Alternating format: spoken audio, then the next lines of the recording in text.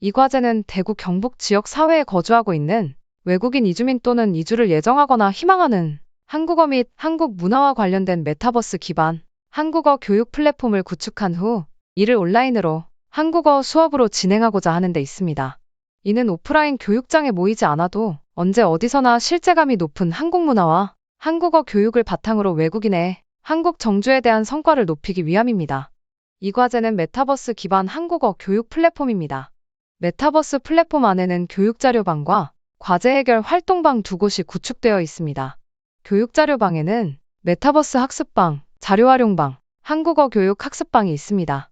메타버스 기반 한국어 교육 플랫폼은 e-learning 콘텐츠로 제작된 동영상 자료를 기반으로 교수자와 학습자가 실시간으로 만나는 한국어 교육 시스템을 구성함으로써 이주민, 특히 외국인 유학생의 유학 준비, 한국 생활, 대학 생활, 지역사회 정주 등 체계적 교육이 이루어지도록 구성하였습니다. 메타버스 기반 한국어 교육 강의 내용은 우리 지역 사회의 적응과 정주에 실질적으로 필요한 한국어와 한국 문화를 한국어 및 한국 문화 영역을 중심으로 구성하였습니다. 아울러 실제적 한국어 교육에 앞서 메타버스 수업 전 메타버스 이해와 활용법을 학습한 후 한국어 교육을 시작한다. 한국어 교육은 단계별 한국어 교육을 진행하며 총 10주차 과정 총 60강 각 30분의 수업을 진행합니다. 한국어 교육 과정은 외국인 이주민, 특히 외국인 유학생들의 이주 단계에 맞게 총 3단계로 이주 준비 한국어 교육 단계, 이주 한국어 교육, 지역사회 정주 한국어 교육 단계로 구성하여 이주민들의 생애를 고려하면서 그리고 학습의 흥미와 현장성을 고려하여 내용을 구성하였습니다. 더불어 이주민이나 외국인 유학생의 한국어 기본 능력을 신장시키기 위한 기초 한국어, 유학생들의 대학 생활 적응을 위한 알면 좋아요 e-learning 콘텐츠와 이주민의 지역사회 조기 정주를 돕기 위한 e-learning 콘텐츠를 제작하여 메타버스 교육자료방에 탑재하였습니다. 지금까지 지역사회 이노베이션 아카데미 한국 정주를 위한 한국어 교육 콘텐츠 개발 대구 경북 지역 이주민 대상 과제 안내였습니다. 그럼 본격적으로 수업에 들어가 보도록 하겠습니다. 감사합니다. 안녕하십니까. 이번 시간에는 한국 생활 이것만 알아도 A+, 한국의 법과 규범에 대해서 한번 공부해 보도록 하겠습니다. 16강 한국의 법과 규범. 첫 번째, 한국의 법. 두 번째, 생활정보 매체. 세 번째, 한국어 문법 활동. 네 번째, 과제 해결 활동 순으로 공부하도록 하겠습니다. 한국의 법입니다. 여러분 지금 그림에 보는 것이 무엇인지 아시죠? 네, 한국에서는 쓰레기 및 재활용품을 분리하여 배출해야 합니다. 그러지 않으면 법에 위반되는 행위라고 할 수 있습니다. 이것처럼 한국에는 한국에서 살기 위해 꼭 지켜야 되는 법들이 있습니다. 오늘 그 법과 규범에 대해서 함께 공부해 보도록 하겠습니다. 자, 한국에서의 법은 어떤 의미를 가질까요? 외국인 학습자들에게는 조금 어려울 수도 있지만 한국의 법에 대한 의미를 알아야지 우리가 왜 법을 지키는지 알 수 있을 것 같습니다. 한번 읽으면서 설명해 드릴게요. 법의 목적과 역할. 법은 사회 구성원의 지혜와 합의를 통해 만들어진 규범으로 정의를 실현하고자 합니다. 그러니까 법은 누가 한 사람이 만든 것이 아니라 사회 구성원, 그 나라를 살아가는 사람들의 합의를 통해서 만들어진 규범이고 정의, 그러니까 모든 사람들이 옳은 것을 실현하기 위해 만들어진 겁니다. 계속 볼게요. 정의란 옳고 그름을 판단하여 각자가 받아야 할 정당한 몫을 주는 것입니다. 열심히 노력한 사람에게는 보상을, 잘못을 저지르거나 타인에게 피해를 준 사람에게는 벌을 주는 것을 의미합니다. 네, 여기에 정의가 되어 있는 것처럼 옳고 그름을 판단하여 각자 받아야 할 몫을 주는 겁니다. 열심히 노력한 사람에게는 당연히 보상을, 그리고 잘못을 저지르거나 타인에게 피해를 준 사람에게는 벌을 주는 것이 정의라고 이야기를 하고 있습니다. 법을 통해 정의를 실현함으로써 개인의 자유와 권리를 보호하고 사회 질서를 유지할 수 있습니다. 법이 없다면 우리 개인의 자유와 권리는 보호되지 않을 뿐만 아니라 사회 질서를 유지할 수 없다는 것 누구나 다 잘 알 수 있을 겁니다. 자, 그러면 계속 한국 사회에서는 더 좋은 법을 만들기 위해 노력하고 있고요. 법이 시대에 맞지 않거나 잘못된 내용을 포함되고 있을 때 국회의원을 비롯한 정치인들과 시민들이 문제를 제기하여 법을 수정하게 되어 있습니다.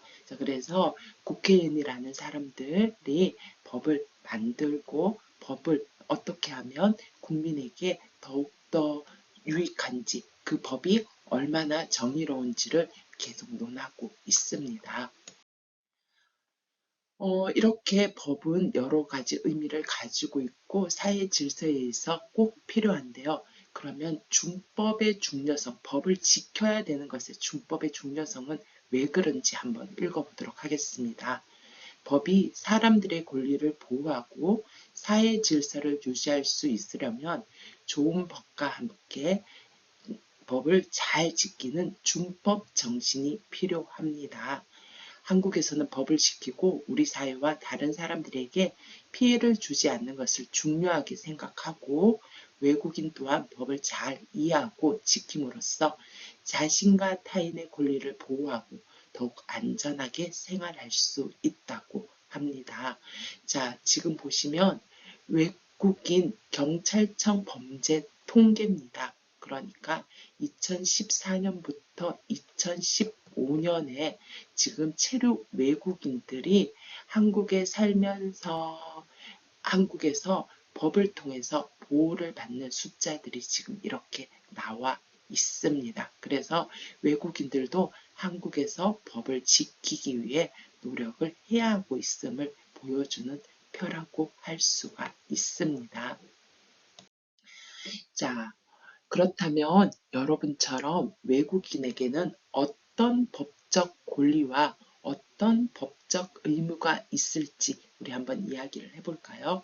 자, 외국인의 권리입니다. 한국은 누구에게나 인간으로서 누려야 할 기본적인 권리인 인권을 보장하며 국제법에 따라 외국인의 기본적인 지위와 권리도 보장하고 있습니다. 그러니까 여러분이 한국에서 살면서 누려야 할 권리들이 당연히 우리는 보장하고 있고 그것은 국제법에 따라서 우리가 보장되고 있다는 겁니다.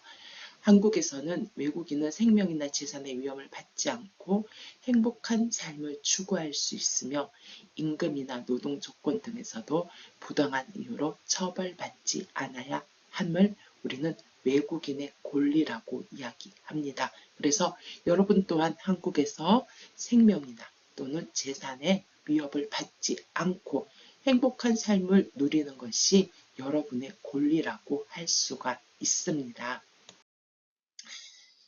또한 외국인이 영주권을 얻고 3년이 지나 일정 조건을 갖추면 지역 주민 대표를 뽑는 선거에 참여할 수 있습니다. 선거권이 주어진다라는 얘기입니다. 그래서 여러분이 지금 현재로는 영주권이 없습니다. F5 비자가요. 하지만 여러분이 F5 비자를 받고 나며 3년이 지난 다음에는 여러분이 사는 지역의 대표를 뽑는 선거, 지방자치선거를 참여할 수 있습니다. 그리고 두 번째, 외국인의 자녀도 초등 고등교육을 받을 수 있으며 6개월 이상 체류하는 외국인은 건강보험을 통해 의료 서비스를 받을 수 있습니다. 그러니까 여러분의 자녀도 초등학교, 중학교는 다닐 수 있습니다. 그리고 또한 6개월 이상 체류할 경우에는 반드시 건강보험에 가입해야 되고 건강보험을 통해 병원에 가서 의료 서비스를 받을 수 있습니다. 또한 한국에서는 감염병 예방법에 따라 2020년 코로나19 당시에는 외국인 감염병 환자의 치료 비용도 지원하고 있습니다. 이만큼 여러분이 한국에서 사시면서 여러분이 누릴 수 있는 권리들도 있다라는 거 아시면 될 것 같습니다. 자, 그리고 외국인의 의무입니다. 그러니까 여러분이 한국에 사시면서 지켜야 되는 의무가 있습니다. 첫 번째는요, 외국인도 한국의 법과 공공질서를 잘 지키고 법이 정하는 세금을 내야 합니다. 자, 우리 아까 전에 얘기한 것처럼 여러분도 한국에 사니까 한국에서 만든 법을 잘 지키는 준법 정신이 필요하다라고 이야기를 했고요. 그리고 법이 정하는 세금도 여러분이 내셔야 합니다. 지금 표에 있는 것처럼 2015년에 2016년에 2017년에 외국인들이 세금을 납부한 금액들이 이렇게 표로 나타내고 있습니다.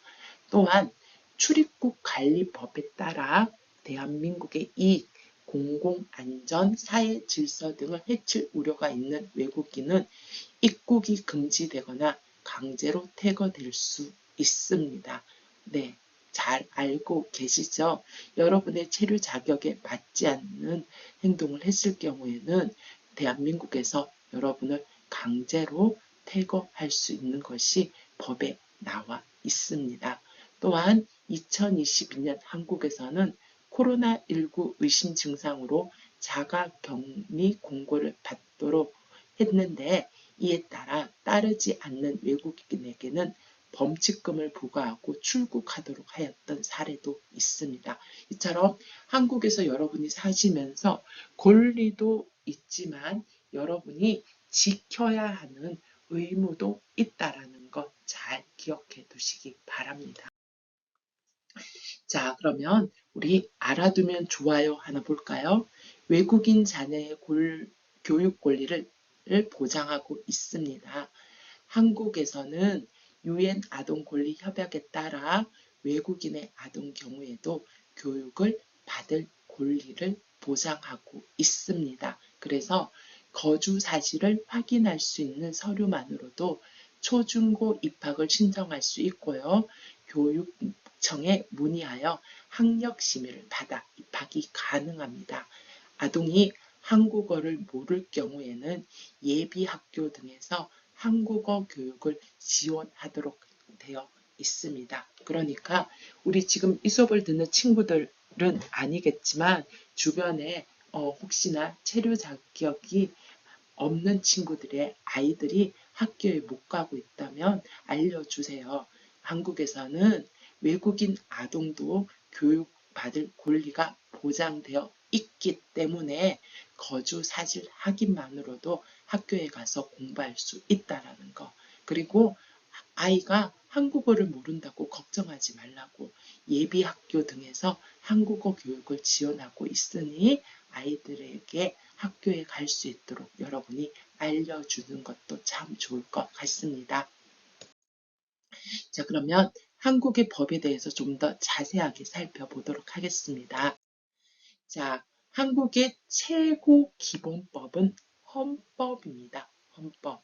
대한민국 헌법은 대한민국의 최고 기본법으로 대한민국의 모든 국민에게 적용됩니다. 그 법을 뭐라고 얘기한다?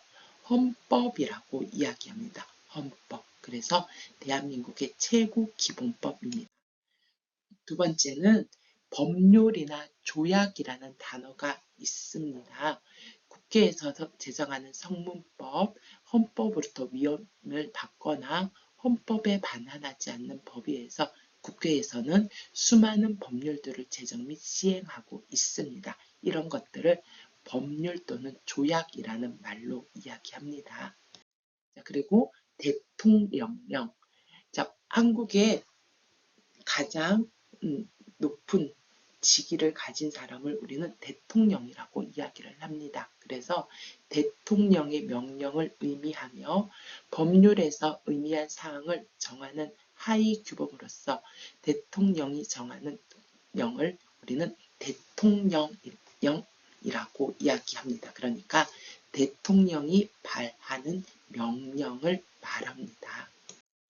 그리고 총리령입니다. 총리령은 대통령 밑에 있는 직급입니다. 그래서 총리령은 부령 또는 시행규칙이라고 불리며 법령을 시행함에 있어서 필요한 세부적인 규정을 담은 법규명령이라고 보시면 될 것 같습니다. 자, 그리고 조례 규칙이라는 말 혹시 많이 들어보셨습니까?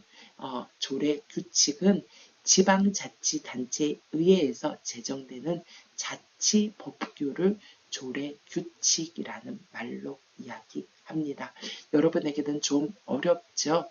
물론 선생님에게도 쉽지 않는 단어들입니다. 하지만 한국 생활을 할 때 우리가 대통령령 그리고 조례, 규칙 이런 것들을 알고 있으면 여러분의 한국 생활이 훨씬 더 편해질 것 같습니다.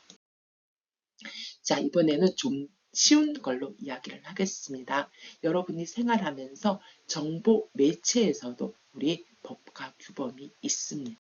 자, 우리 생활 정보 매체를 통해서 우리가 여러 가지 정보를 얻을 수가 있는데요. 자, 첫 번째는 현수막이 걸리다, 게시판에 붙이다,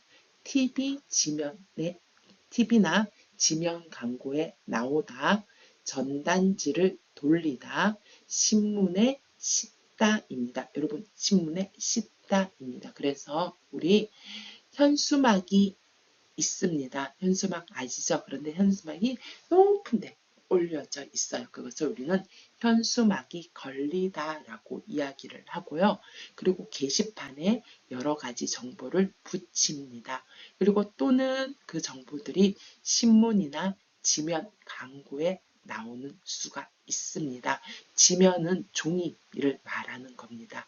자, 그리고 전단지를 돌리다. 우리 시장에 가면 또는 어디에 가면 종이를 여러분이 받는 경우가 있죠. 그 종이를 전단지라고 이야기를 하고 전단지를 주는 것을 전단지를 돌리다라고 이야기를 합니다. 그래서 우리 생활정보 매체들을 전단지를 통해서 알 수가 있고 또는 신문에 실은 기사를 통해서 우리가 생활정보 매체를 익힐 수가 있습니다. 자, 또는 생활정보지에 나오거나 인터넷을 검색하거나 광고 문자를 받고 블로그나 SNS에 올려서 생활정보 매체를 확인할 수가 있습니다. 네. 우리 생활정보지가 과거에는 많았었는데 요즘은 많이 없는 것 같더라고요. 왜냐하면 오른쪽 그림처럼 인터넷을 검색하면 요즘은 다 나옵니다. 그래서 생활정보 매체들을 인터넷을 통해서 알 수가 있고요. 또는 여러분이 매일 받는 광고 문자나 블로그 또는 SNS를 통해서 생활정보 매체에 대한 정보들을 받을 수가 있습니다. 자, 그러면 한번 보도록 하겠습니다. 자, 생활정보입니다. 우리 이런 기호들 혹시 본 적이 있으십니까? 네, 복지, 장애인, 어르신, 그 다음 엔터테인먼트, 예술문화, 교통, 여성보육, 아동, 청소년, 건강 또는 식품위생, 교육, 경제, 일자리, 건설, 법, 주택, 도시계획, 부동산, 소비생활, 환경, 공원, 상수도 등이 생활정보를 나타내는 기능이라고 보시면 될 것 같습니다. 자, 우리 지금 한국의 법과 지금 한국의 생활정보에 대한 이야기들을 함께 나누고 있습니다. 자, 우리 그러면 메타버스 플랫폼에서 배운 어휘를 사용해 한국의 법에 대해 이야기를 한번 해보도록 하겠습니다. 자, 오늘 배운 문법은 피동사와 아어 있다입니다. 우리 피동사 혹시 들어본 적이 있으세요? 자, 피동사 한번 보도록 할게요. 자, 여러분 지금 토끼 그리고 이 사람은 사냥꾼입니다. 사냥꾼은 산에서 동물들을 잡아서 생계를 유지하는 사람들을 사냥꾼이라고 이야기를 합니다. 자, 그런데 사냥꾼이 토끼를 잡다라는 겁니다. 사냥꾼이 토끼를 잡았습니다. 그런데 토끼는 우리 사냥꾼에게 어떻게 이야기를 할까요? 사냥꾼은 토끼를 잡은 거지만 토끼는 사냥꾼에게 잡히다라고 이야기합니다. 그러니 내가 직접 하는 것이 아니라 상대에 의해서 내가 당하는 것을 이야기할 때 우리는 피동문이라고 이야기를 하고 사냥꾼이 이야기를 합니다. 사냥꾼이 토끼를 잡다. 이번에는 토끼가 이야기합니다. 토끼가 사냥꾼에게 잡히다 라고 이야기를 하고 있습니다. 그래서 우리 토끼가 사냥꾼에게 잡히다 라는 것은 피동문의 이야기라고 여러분이 아시면 될 것 같습니다. 자, 그래서 사냥꾼이 토끼를 잡다는 능동문, 토끼가 사냥꾼에게 잡히다는 피동문이라고 이야기를 하고 있습니다. 우리 능동문과 피동문을 만드는 건 메타버스 안에서 여러분이 더 공부를 해 볼 거고요. 우리가 일반적으로는 동사에서 피동사를 만드는 건 이히리기라는 동사를 사용해서 이히리기 잡히다 라고 이렇게 이야기를 하고 있습니다. 자,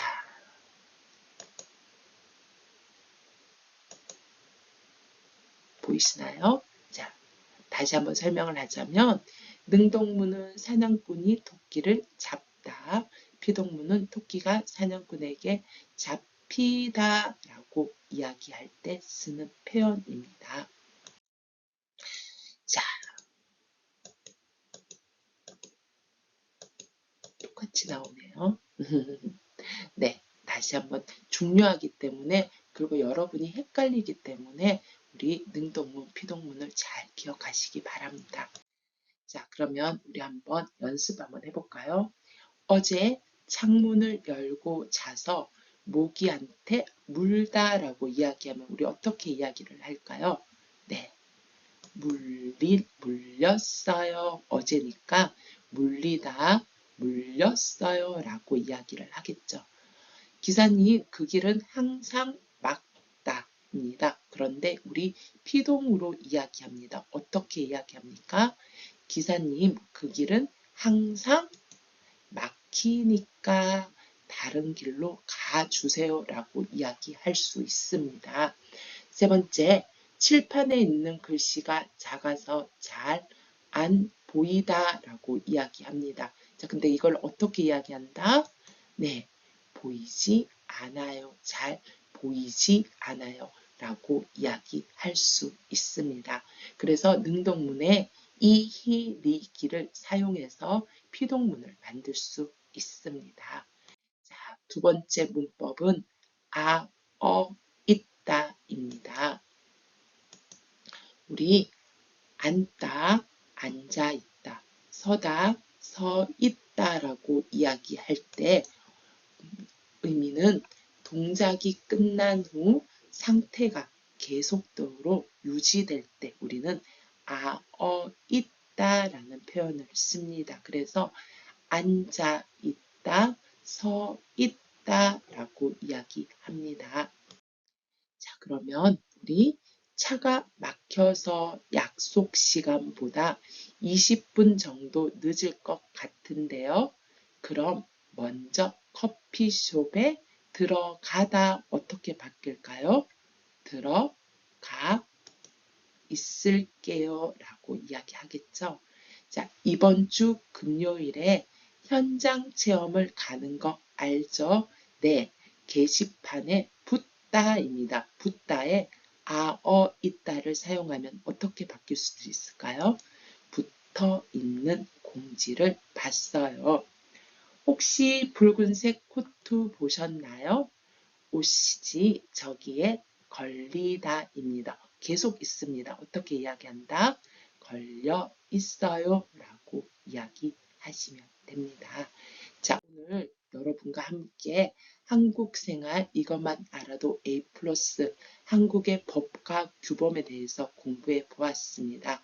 아마 앞에 부분이 여러분에게 어려웠을 것 같은데 한 번 더 여러분이 보시면서 이것이 한국의 법에 어떤 것을 적용하고 있는지, 그리고 우리가 한국 생활에서 어떤 법을 지켜야 되는지 잘 아실 것 같습니다. 그러면 다음 시간에 만나겠습니다. 감사합니다.